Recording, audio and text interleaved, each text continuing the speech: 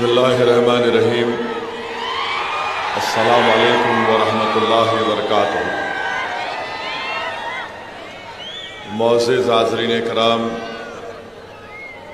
बुज़ुर्गाने क़ौम और मिल्लत, मेरी इज़्ज़तदार माँ और बहनों, ग़यूर नौजवान साथियों, मेरे तमाम मंजलिसी रुफ़क़ा, शहनशीन पर तशरीफ़ फरमा मोहतरम जनाब फजलुर रहमान शाब्दी साहब, हाजी मकबूल शाब्दी साहब, अज़हर हिंदकरी साहब, मोहतरमा वहीदा आपा रुकने बल्दिया, जनाब नसीम खलीफा साहब, गाजी जागीरदार साहब और मेरठ से जो मजलिस इत्तेहादुल मुस्लिमीन के उम्मीदवार हैं डॉक्टर महेश कुमार कामले साहब, और अभी कांग्रेस पार्टी से जो उनके सीनियर क़ायद मजलिस में शामिल हुए हैं जनाब शौकत पठान साहब, मैं इनका खैर मुक़द्दम करता हूँ, और जनाब ग़ज़र साहब, अनवर सादात साहब और मजलिस इत्तेहादुल मुस्लिमीन के शोलापुर के उम्मीदवार मेरे छोटे भाई जनाब फ़ारूक शाब्दी साहब। मोअज़्ज़िज़ हाज़रीन इकराम, बुज़ुर्गाने मिल्लत, मैं आपका शुक्रिया अदा करता हूँ कि आपने अपना कीमती वक्त निकाल कर आज के इस इंतखाबी जलसे में आपने शिरकत की। आपका बेहद शुक्रिया। आज इतनी बड़ी तादाद में आप यहाँ पर आए हैं। मेरे अजीज़ दोस्तों और बुज़ुर्गों, मैं आपको ये बताना चाहता हूँ और आपको इस बात की गारंटी देता हूँ कि 20 तारीख के दिन इस विधानसभा की पूरी जनता जनाब फ़ारूक साहब को अपना नया आमदार बनाएगी।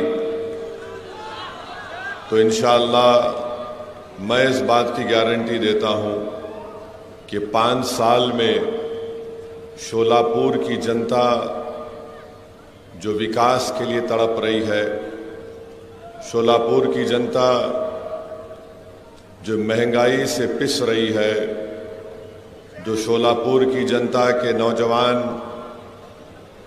बेरोज़गारी उनका मुक़द्दर बनाकर रख दिया गया, जो नौजवान अपनी डिग्री का इम्तिहान भी दे चुके हैं और 1 साल से उनकी डिग्री नहीं मिलती, जो शोलापुर में यहाँ पर जो इंडस्ट्री थी चादर की, जिसको जोग्राफिकल इंडिकेटर भी मिल गया था, इंशाअल्लाह ताला उसको फ़ारूक शाब्दी खुद मेहनत करके उसको रिवाइव करेंगे।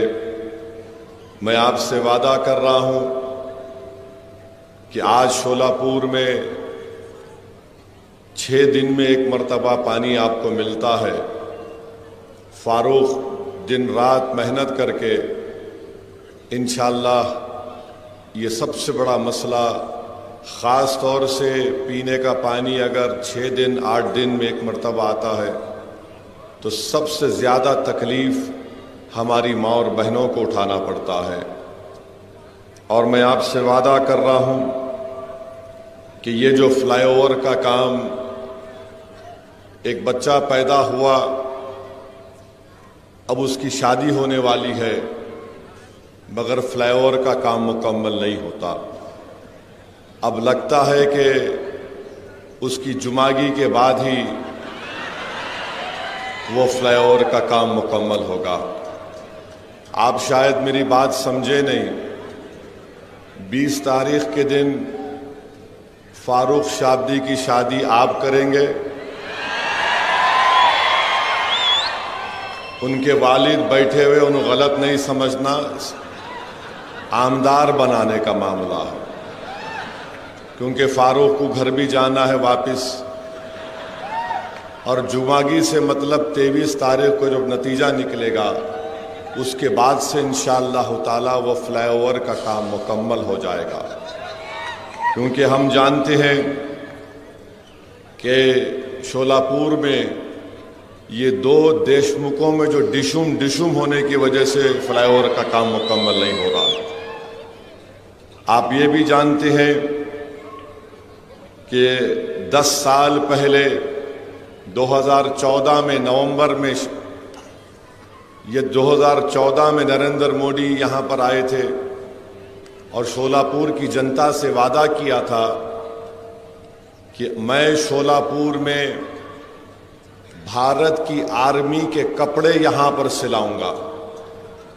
मोदी जी, शोलापुर की जनता ये जानना चाहती है कि आपको प्रधानमंत्री बन के 10 साल हो गए, आप बताइए कि क्या आपने शोलापुर के अंदर इंडियन आर्मी के कपड़ों की सिलवाई का काम अब तक क्यों शुरू नहीं किया। चंद दिन पहले मोदी आए थे तो ये शोलापुर के ये तकालीफ का जिक्र नहीं किए। स्मार्ट सिटी एक करप्शन का अड्डा बन चुका है। शहर शोलापुर का शहर स्मार्ट सिटी के नाम पर यहाँ की आवाम तकलीफ उठा रही है। मैं आपको गारंटी दे रहा हूँ कि इंशाअल्लाह ताला आप फारूक को यहाँ से अपना नया आमदार बनाइए। ये तकालीफ को फारूक शाब्दी दूर करेगा। स्मार्ट सिटी का काम कराने के लिए आमदार को भी स्मार्ट होना पड़ता है, और जितने भी आमदार थे वो स्मार्ट थे मगर अपनी जेब के मामले में स्मार्ट थे। फारूक शाब्दी इंशाअल्लाह ताला जो ऐलान किया है कि वो अपनी जो उनको आमदार की तनख्वाह मिलेगी इंशाअल्लाह वो उसको नहीं लेंगे, वो गरीबों में या गरीबों के कास के लिए उसको दे देंगे। उन्होंने ख़वातीन की मजबूती के लिए, उनके एम्पावरमेंट के लिए उन्होंने 4 वादे किए हैं। मुझे यकीन है कि इंशाअल्लाह ताला वो उस वादे को पूरा करेंगे। उन्होंने वादा किया कि शोलापुर में हमारी कई ऐसी गरीब माँ और बहनें हैं जो बीड़ी बनाती हैं। मेरे भाई, जिनको अल्लाह ने दौलत दी है, कभी तुम उस गरीब माँ के घर को जाओ और उस माँ से कहो कि तुम्हारे हाथ की उंगलियां मुझे दिखाओ। बीड़ी बनाते बनाते उनके ये उंगलियों की, इनका जो चमड़ी होती है वो निकल जाती है, इनके उंगलियां सफ़ेद पड़ जाते हैं, स्किन की बीमारी उनको शुरू हो जाती है। मैं आपसे वादा कर रहा हूं, गारंटी दे रहा हूं, इन गरीब माओं के लिए जिनकी उंगलियों पर बीड़ी बना बना कर निशान पड़ चुके हैं, फारूक शाब्दी इंशाअल्लाह ताला उन माओं की उन उंगलियों की लाज रखेगा और उनके लिए विधानसभा और हुकूमत से लड़ेगा और टकराएगा उनसे। मेरे अजीज दोस्तों और बुजुर्गों, फिर हम ये भी मानते हैं कि बेरोजगारी यहाँ के नौजवानों का एक बहुत बड़ा मसला बन चुका है। आप देखिए कि एक शिवसेना से 2 शिवसेना हो गए, दोनों को नौकरी मिल गई। एक शरद पवार, एक एनसीपी से 2 एनसीपी हो गए। चिचा का परिवार भी नौकरी पे, भतीजे का भी परिवार नौकरी पे। अब एक कांग्रेस बूढ़ी है, अभी वहां पर भी लगे हुए हैं काम पे। इन 5 बीजेपी है। इन तमाम पार्टियों में ही पूरी नौकरी तकसीम होकर रह गई, मगर शोलापुर की जनता खाली आस लेकर बैठी हुई है कि मेरे मुकद्दर में नौकरी कब आएगी। मैं आपसे वादा कर रहा हूं, फारूक शाब्दी उन नौजवानों की तरक्की के लिए, उन नौजवानों को जो रोजगार के लिए आज तड़प रहे हैं, इंशाअल्लाह फारूक उन नौजवानों के ख्वाबों को पूरा करने की कोशिश करेगा। आईटी पार्क का संगे बुनियाद फाउंडेशन स्टोन शरद पवार साहब डाल के चले गए, खाली लगा हुआ है, कुछ काम नहीं हुआ आईटी पार्क के ऊपर। अगर आईटी पार्क पर काम होता तो यकीनन बहुत से कंपनीज यहां पर आते, शोलापुर के गरीब नौजवानों को कुछ ना कुछ तो रोजगार मिलता। तो ये शोलापुर के बहुत से मसाइल हैं और इंशाअल्लाह ताला मुझे यकीन है कि फारूक शाबदी इन तमाम तकालीफ को आपके दूर फरमाएंगे। पानी का मसला बहुत बड़ा है, बहुत बड़ा पीने के पानी का मसला है। यहाँ पर बीजेपी, नगर पालिका में बीजेपी के पास सत्ता है। अब पिछले 2.5 साल से तो इनकी यूटी की सरकार है, 10 साल से मोदी प्रधानमंत्री हैं। आप बताइए, अगर वो चाहते तो यहां पर पानी का मसला हल कर सकते थे, मगर नहीं किए। मोदी आए थे शोलापुर को, ना आर्मी के यूनिफॉर्म की स्टिचिंग की बात किए, ना ये पीने के पानी के मसले को हल करने की बात किए। मैं शोलापुर की जनता से और ख़ास तौर से इस विधानसभा के सेंट्रल के तमाम वोटर से और ख़ास तौर से हमारी माँ और बहनों से अपील कर रहा हूँ, एक बार आप 20 तारीख को बीजेपी को पानी पिला दीजिए। फारूक आपको हफ्ते में 4 दिन पानी पिलाएगा इंशाअल्लाह। एक बार 20 तारीख के दिन बीजेपी को पानी पिला दो आप। माने पानी पिलाने का मतलब सियासी पानी पिलाना, कहीं जाके बोलेंगे लो पियो।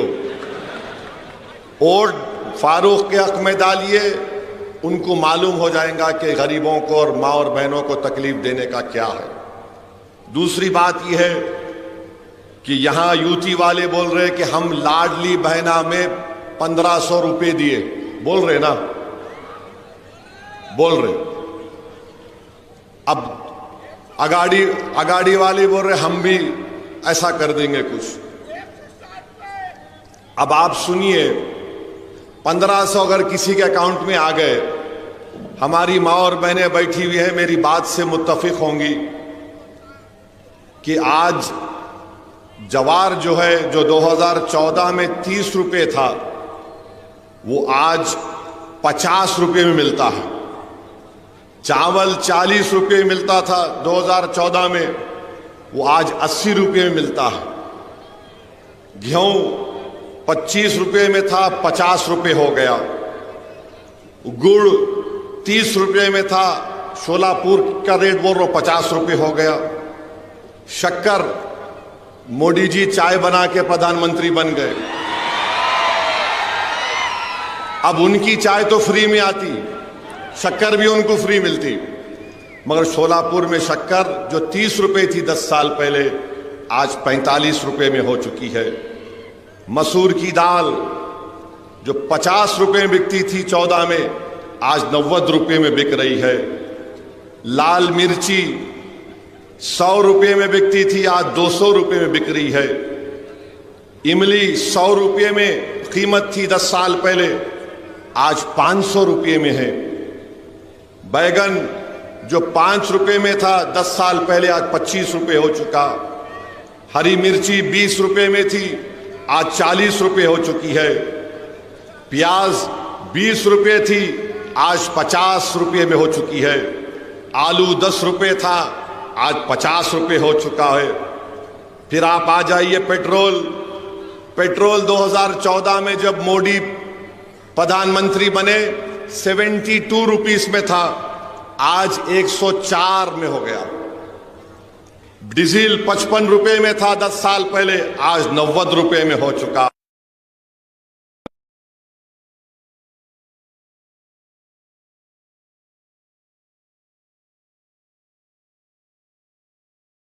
80-90 के दरमियान में मिलता है।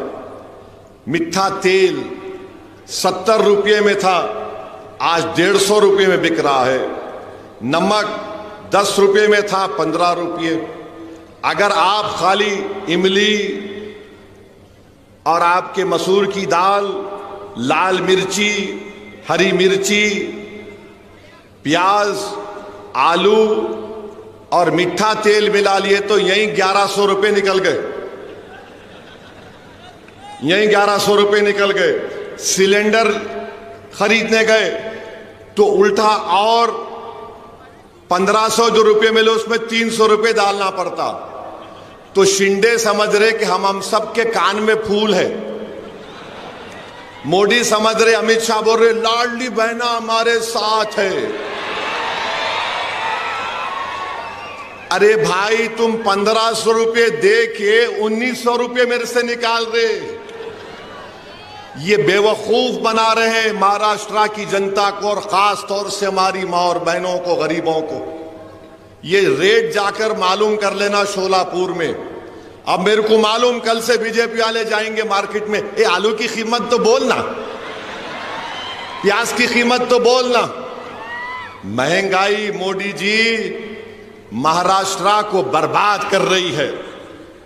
देश में जो इन्फ्लेशन है 6.9 के करीब है, महाराष्ट्र में 7.3 के करीब है। और ये बोल रहे ये दिए ये दिए, क्या तुम्हारे बाप का दे रहे? जनता का पैसा है तो दे रहे तुम, मगर तुम कैसा दे रहे? एक हाथ से 1500 डाल रहे और दूसरे हाथ से 1900 रुपए निकाल ले रहे। अब आप बताइए आपको क्या करना है 20 तारीख के दिन? आप क्या करेंगे बताइए? आप क्या करेंगे? क्या आप हिंदू मुसलमान की लड़ाई को देखेंगे या महंगाई को देखेंगे? किसको देखेंगे आप? आप महंगाई को देखेंगे? महंगाई आपको बर्बाद कर रही है तो हाथ उठाइए।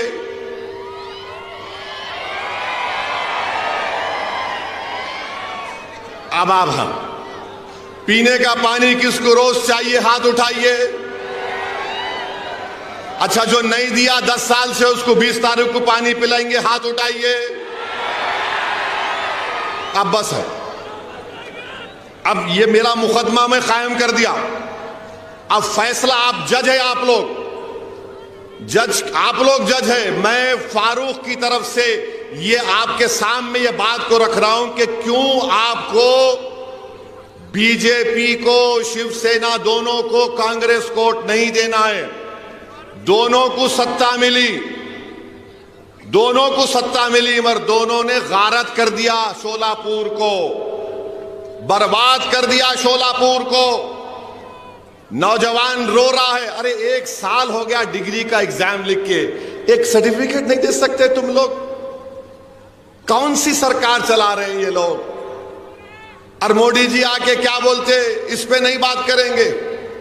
शोलापुर में यहां पर जो चद्दर बनाई जाती है, ज्योग्राफिकल इंडिकेटर उसके पास है, जीआई टैग, मगर मोदी जी कभी मन की बात में भी नहीं बोले शोलापुर की चद्दर के बारे में। मोदी जी कभी आप बोल देते, भाइयों बहनों आज मन की बात शोलापुर की चद्दर के ऊपर होगी, मगर नहीं बोले। क्या बोले? आरक्षण के नाम पे बांटा जा रहा है, महंगाई कमर तोड़ रही है, मगर मोदी जी को फिक्र ही नहीं है। यहां पर चादर बनाने की फैक्ट्री खत्म हो गई, मगर मोदी जी माशाल्लाह रोज नए कपड़े पहनते, बहुत टिप टॉप। मगर ये शोलापुर की जनता जो यहां पर इनके हाथों में अल्लाह ने फन दिया, बीजेपी ने उस इंडस्ट्री को तबाह बर्बाद कर दिया। ये शोलापुर की जनता को इस पर फैसला करना है। और मैं बताना चाह रहा हूं, ये मोदी जी ने कहा कि आरक्षण के नाम पर बांटा जा रहा है। अरे मोदी जी, आप मराठाओं को रिजर्वेशन देने का वादा आपने किया था और मराठाओं को रिजर्वेशन देना पड़ेगा आपको। जरांगे पाटिल आपकी नींद हराम कर चुका है, मुझे मालूम, सबकी नींद हराम कर चुका है। दुबला पतला आदमी है, उसकी समाज ने उसको अपना नेता मान लिया। मैं सलाम करता हूं मराठा समाज को कि मुत्तहिदा तौर पर आपने अपने नेता को बना दिया। और हम तायीद करते हैं कि मराठाओं को रिजर्वेशन मिलना चाहिए और झक मराकर देना पड़ेगा, चाहे सरकार किसी की बने। आप फारूक को अपना आमदार बनाइए। फारूक जब विधानसभा जाएगा तो मराठा आरक्षण का डिमांड करेगा, लड़ेगा उसके लिए इंशाअल्लाह ताला। और मेरे भाई और अजीज दोस्तों, बुजुर्गों, मेरी माँ और बहनों, मैं आपसे अर्ज करने आया हूं कि ये जो फारूक से हटकर जो कैंडिडेट खड़े हैं,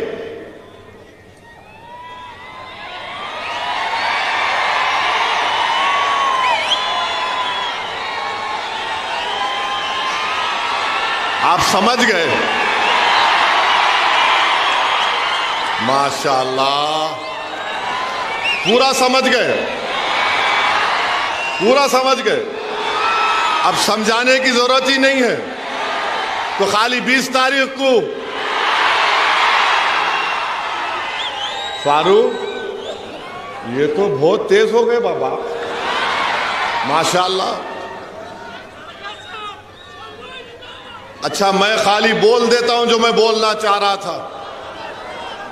जो खड़े हुए हैं, मैं उनसे अपील कर रहा हूं, भाई आप स्पीड ब्रेकर मत बनो। जिस तरह आज हमारे पास शौकत पठान आ गया, तुम भी आ जाओ। हमारा दिल खुला है, हमारा दिल बहुत बड़ा है। हम तुमको अपने गले से लगाने को तैयार है। सब पूरे पुरानी चीजें भूल जाएंगे, आ जाओ। देखो ये शोलापुर की जनता, ये शोलापुर के नौजवान, ये हमारी माँ और बहनें फैसला कर चुकी हैं कि अब के बार फारूक की बारी है। तो मैं इनसे अपील कर रहा हूं, आप भी आ जाओ। क्यों दूर दूर रहते,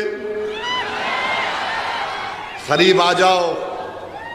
दिल में अगर मोहब्बत है आ जाओ। नहीं, हमारे को असद साहब से मोहब्बत है, उनसे हमारे को नहीं बनता। अरे मेरे भाई, तुम जब मुझसे मोहब्बत करते हो, मैं भी तुमसे मोहब्बत करता हूं। और इसमें कोई अनानियत नहीं है। ये इज्तिमाइयत को सामने रखकर फैसला करने की जरूरत है आज। अगर आज फारूक जीतेगा तो क्या खाली मुसलमानों का फायदा होगा? क्या खाली हमारे पद्मशाली भाई बहनों का फायदा होगा? अगर फारूक जीतेगा तो क्या हमारे मराठा भाइयों का फायदा नहीं होगा? हमारे पद्मशाली माँ और बहनों का फायदा नहीं होगा? क्या हमारे दलित भाई और बहनों का फायदा नहीं होगा?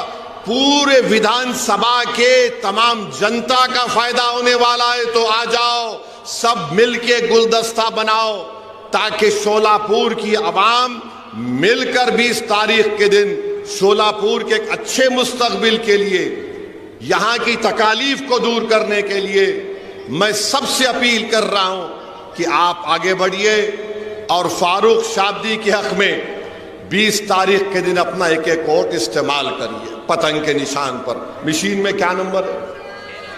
हाँ, मशीन में नंबर क्या है? मशीन में 6ठा नंबर फारूक शाब्दी का। तो जब आप अंदर जाएंगे मशीन में, खाली देखना पतंग का निशान क्या है, ठैक मार, टी आवाज आती है, वो आवाज सुन लेना, बिस्मिल्लाह आगे बढ़िए। मगर आप तमाम वोट डालेंगे या रात में जाके सो जाएंगे, अभी उठेंगे जब उठेंगे। पोलिंग परसेंटेज बढ़ेगा, आप पोलिंग परसेंटेज बढ़ाएंगे। आप हर आदमी, हर बहन, हर माँ, हर बुजुर्ग अपना वोट इस्तेमाल करेंगे। हाथ उठाकर जवाब दीजिए, आप पूरे अपना वोट डालेंगे। पोलिंग परसेंटेज आपका बढ़ना चाहिए, तभी फारूक की कामयाबी आसानी से हो जाएगी इंशाअल्लाह ताला। अब आ जाइए दूसरी चीज जो आपको बोलना चाह रहा था मैं।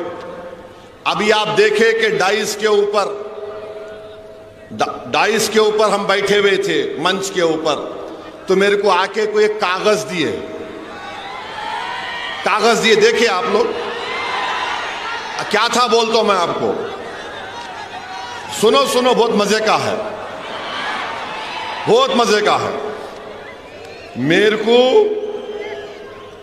Jail road police station commissionerate Solapur से हमारे सीनियर पुलिस इंस्पेक्टर साहब ने सेक्शन 168 BNSS की नोटिस दिए, मेरे को लव लेटर दिए।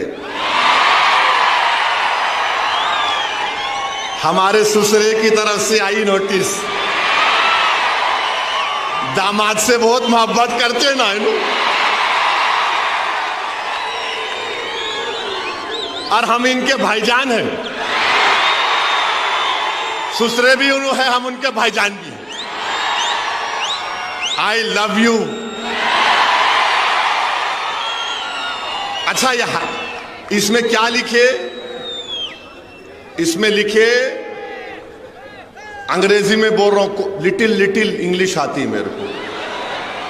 उन्होंने लिखे, please take care not to do any act, comment और statement that may hurt the sentiments of other religious people and persons, and also do not violate the model code of conduct implemented in connection with the General Assembly elections 2024.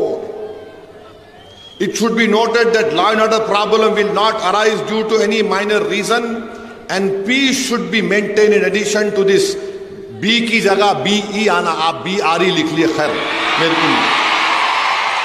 It should be noted that legal की spelling भी गलत है, LEGAL, आप LEAGL लिख दिए। I am only correcting you. Legal action taken against you in accordance with the prevailing law if public peace is disturbed and law and order। अच्छा, यह problem की स्पेलिंग में M खा गया, प्रोबले हो गया, ये M आना, problem arises due to your commenting that will hurt the sentiments of other religious, religious में G खा गया, and individuals by ignoring the instruction given by the police. The said notice is given under my true seal। तो मैं क्या किया, हाँ नहीं, दूल्हे भाई कुछ आती, किसको भी नहीं आती वो, खाली भाईजान से मोहब्बत है, दूसरों से नहीं है जी। तो मैं नोटिस ले लिया। सुनो, अभी टाइम कितना है? हाँ, 15 मिनट है अभी। Very sorry,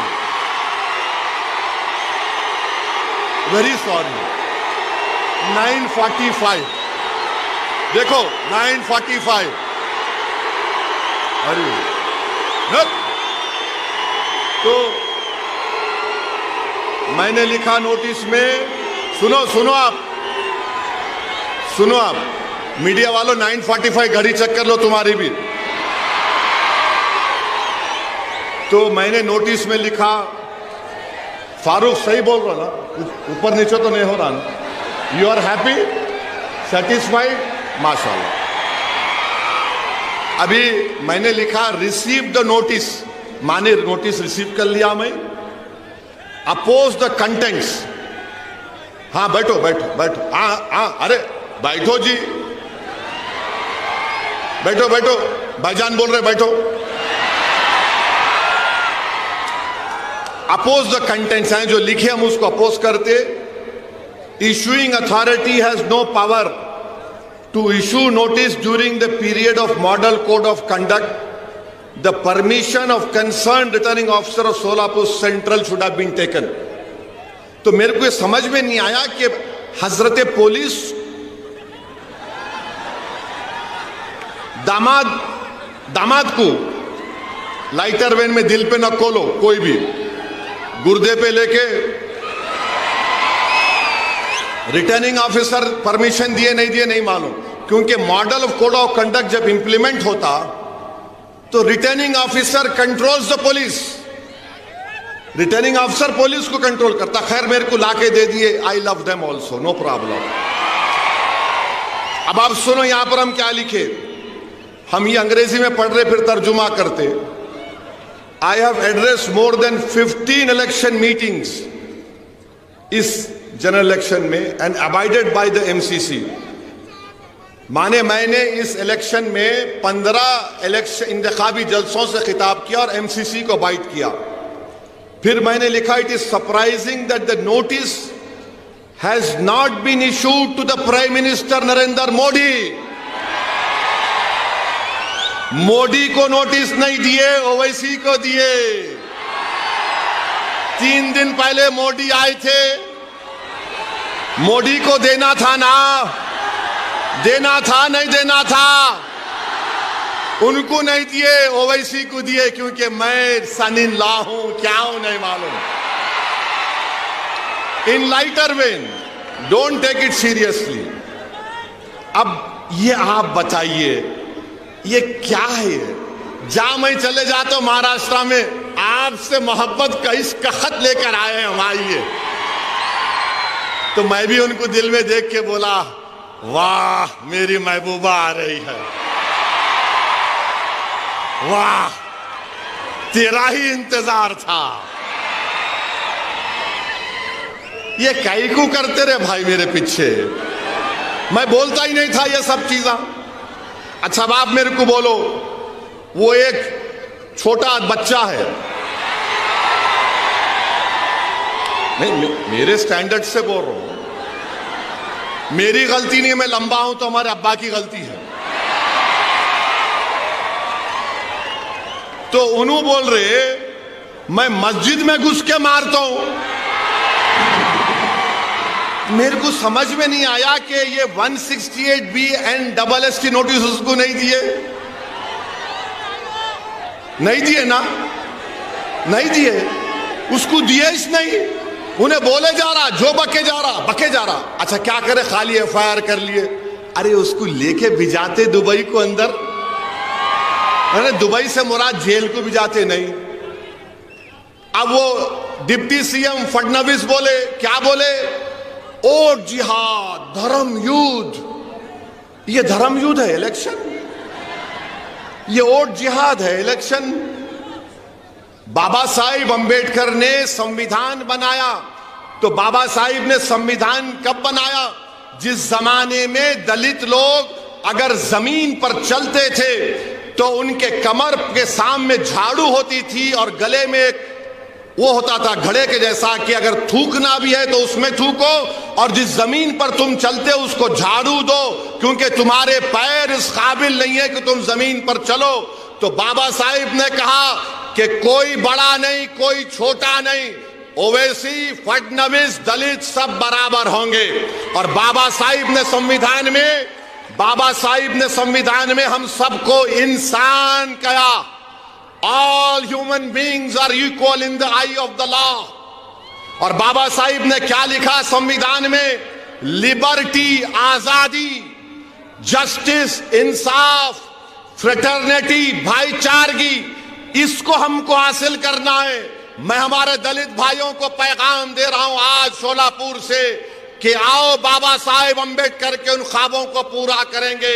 liberty, justice, equality, fraternity को हासिल करेंगे। आपकी तकलीफ असदुद्दीन ओवैसी की तकलीफ है, आपके इंसाफ की लड़ाई हमारे इंसाफ की लड़ाई होगी। इस शोलापुर सेंट्रल में हमको लिबर्टी, इक्वालिटी, फ्रेटर्निटी और जस्टिस को हासिल करना है।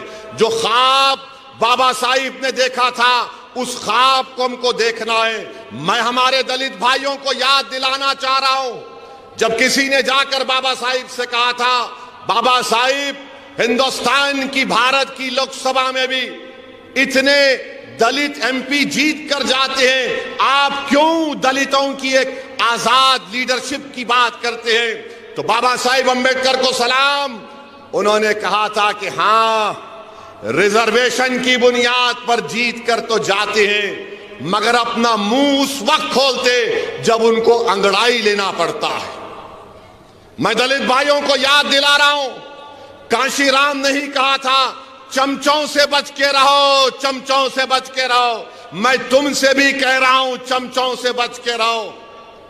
ये चमचे हमारे मफादात की हिफाजत नहीं करते, बल्कि अपने जाती मफादात को लेकर अपने सियासी आखाओं के कदमों में सर झुका देती है। मैं तुमसे कह रहा हूं, सर मत झुकाओ, सीना तान कर शोलापुर के विकास के लिए लड़ेंगे हम इंशाअल्लाह ताला। शोलापुर के विकास के लिए हम लड़ेंगे।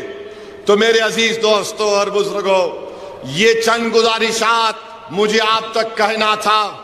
अब ये डिप्टी सीएम फडणवीस, धर्म युद्ध, वोट जिहाद, उनको तो नोटिस नहीं देते BNSS की, हमको ही देते।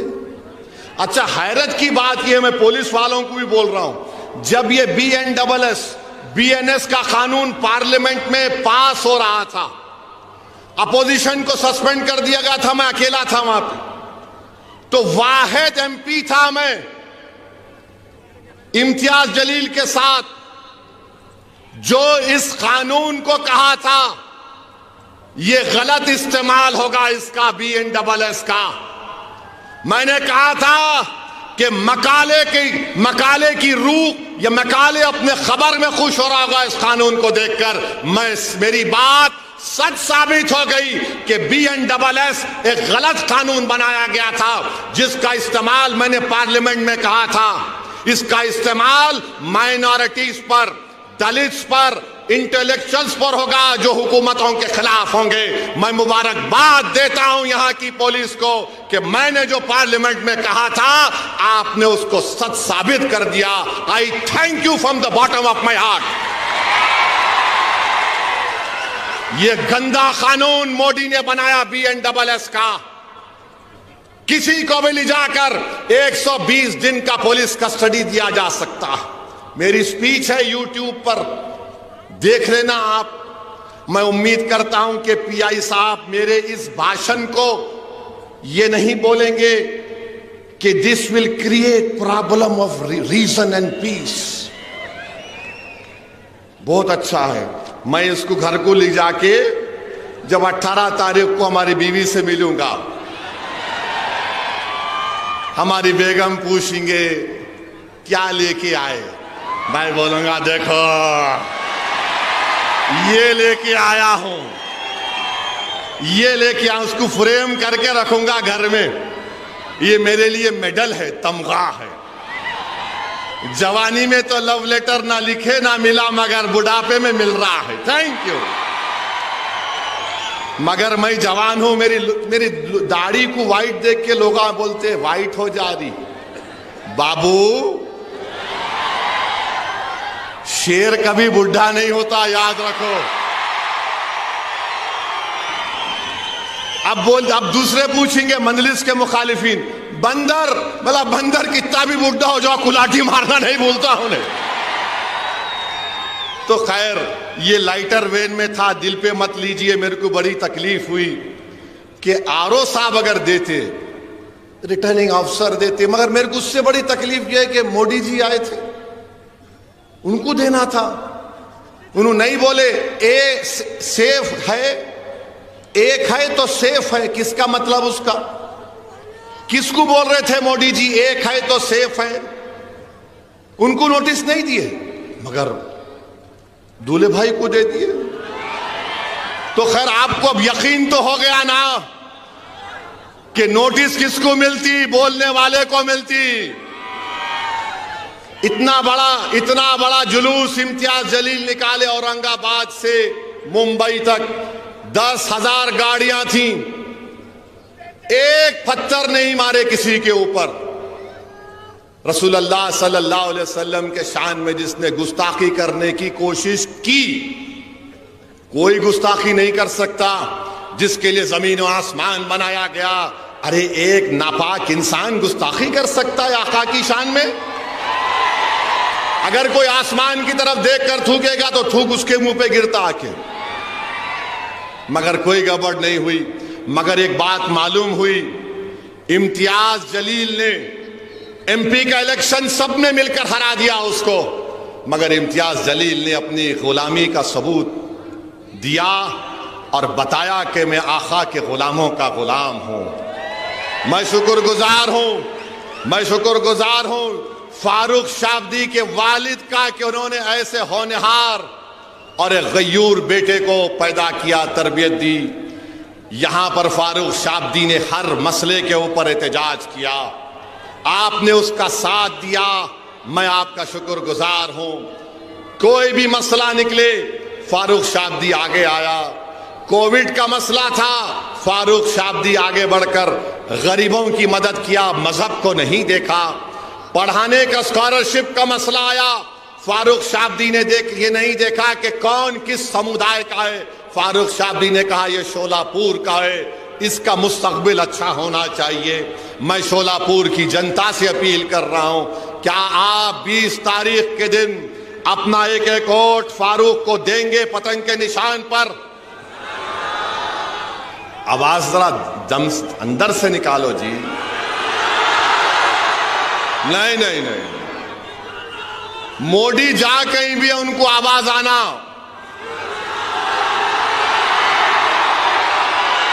जोर से और जोर से, और पतंग को अब, और अभी 2 मिनट बाकी है। देखो फिर बोल रहा हूं मैं, महंगाई के खिलाफ वोट देंगे आप लोग? महंगाई के खिलाफ वोट देंगे आप लोग? महंगाई के खिलाफ आप किसको वोट देंगे? फारूक को देंगे या बीजेपी को वोट देंगे? महंगाई के जिम्मेदार मोदी है नहीं है बताओ? महंगाई के जिम्मेदार शिंदे और फडणवीस है नहीं बताओ? है तो फिर क्या करेंगे? आप अपने वोट का सौदा तो नहीं करेंगे, तो 20 तारीख के दिन क्या नजर आएगा शोलापुर के फिजाओं में? शोलापुर के घरों के ऊपर क्या नजर आएगा? पतंग नजर आएगी ना? तो अपना एक्शन क्या होगा उस दिन? ये बहुत बहुत शुक्रिया। अस्सलाम वालेकुम। 1 मिनट पहले खत्म कर दिया सर, गलती तो नहीं किया ना?